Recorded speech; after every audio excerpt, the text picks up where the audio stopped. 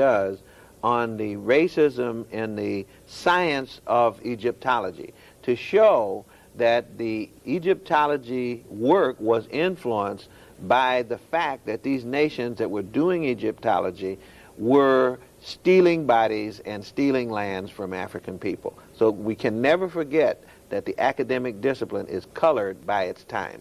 Okay. Now, there are 11 ways. I've been saying, I've been emphasizing, and that's part of the purpose of this whole program, is to reclaim for Africa and for African people the Kemetic civilization. And there are 11 ways that one of our great scholars has shown that you can answer the question that people have, how do we know, that these were really native black African people? So I call this 11 categories of converging evidence showing that ancient Kemet was native black African. This is very important because you can't just say that they were black. You have to know what is the evidence for it. And so that's our purpose now. And it falls into these 11 categories. Now I'll run through them briefly. Evidence from physical anthropology. This is Cheikh Anta Diop's first point, that if you measure the skulls from graveyards before the nation of Kemet, and that population didn't change after Kemet got started, that the skulls in terms of their length, width, face, nasal length, cephalic index, and so forth, that what you find is that those were black people. In other words, that's some people would argue that they were a mixed group, but then you would have to, if you use that criteria, those criteria, then you would have to say that most African Americans are not black people. But in other words, because there will be a range of skull shapes, a range, maybe if you could see the skin color, which you can't, there would be a range of skin color, changes in facial angle and things like that. So there would not be what they call the true Negro, whatever that's supposed to be. Right. But Cheikh Anta Diop went through that evidence quite well, and it's reported in his article, The Origin of the Ancient Egyptians, and that's a very important article for people to get. It's found in the book Great African Thinkers in the Journal of African Civilization.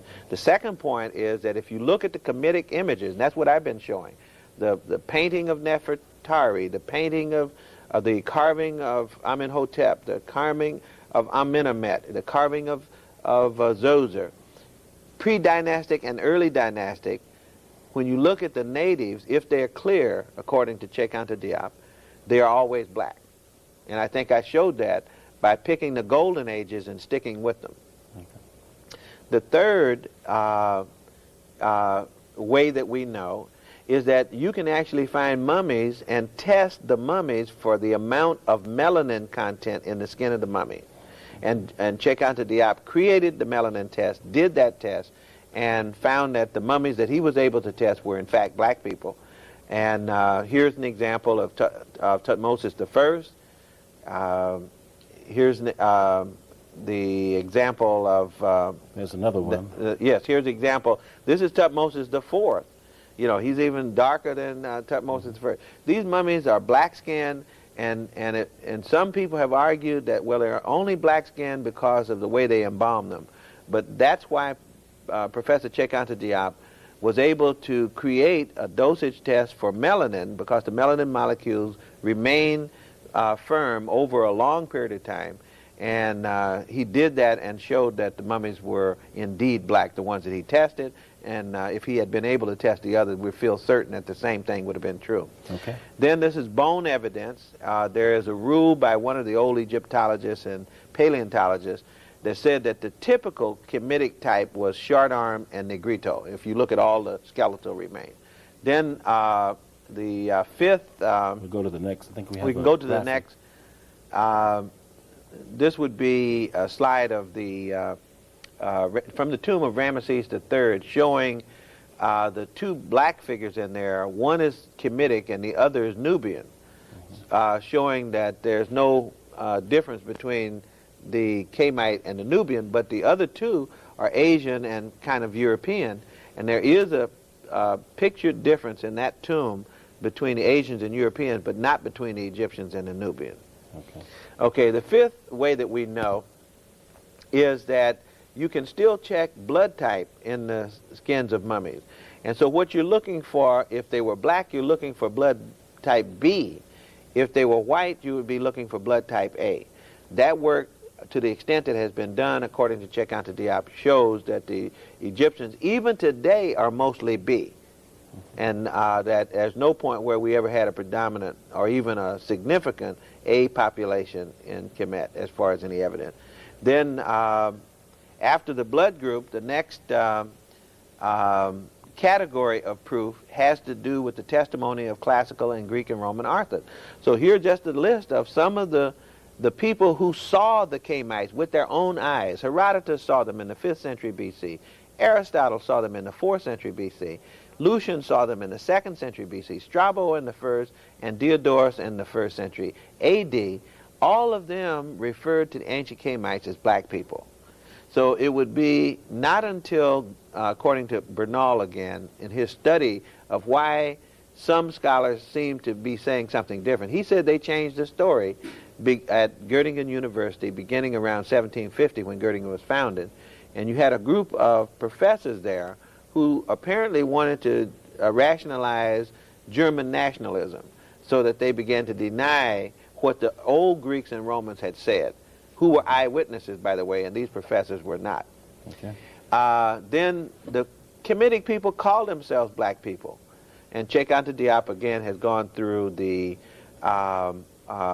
proof of that through the analysis of certain Medu Neter hieroglyphic designations. In particular, the name Kemet, K-M-T, not just K-M. K-M is black, but when you add the T to it as a determinative, when you add the key to it, Kemetu, and when you add the determinative, little man and little woman with 3 strokes under them, that's the plural. So that's man and woman plural. That means people. And Kemetu means the black people, not the black land. And that argument has been made in Cairo, by the way, at the symposium sponsored by UNESCO, where everybody was invited to talk about the color of the ancient Egyptian, or the race of the ancient Egyptian. Divine epithets, or names given to good gods and black gods, as Cheikh-Anta Diop has shown, is that the good gods are always shown as black gods. The evil gods are always shown as red gods, in different colors. So people generally tend to associate the color of their divinity with themselves. So that would be another piece of evidence. Any one of these by itself is not enough. But if you take them all collectively, then we have something that's very important. Divine epithets. So beneficial gods are shown as black ones. Hippopotamus Set is red, and so forth. Okay, the next piece of evidence would be from the Bible.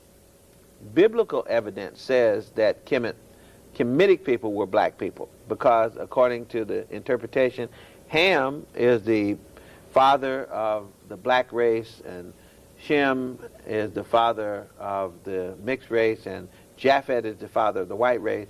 And Ham's children then would be the black children, and that would be Cush, which is Ethiopia, Phut, which is Somaliland, Mizraim, which is Kemet, and Canaan, which is present-day Palestine. So all of those were black lands, according to your reading of the Bible. So that would be another piece of evidence.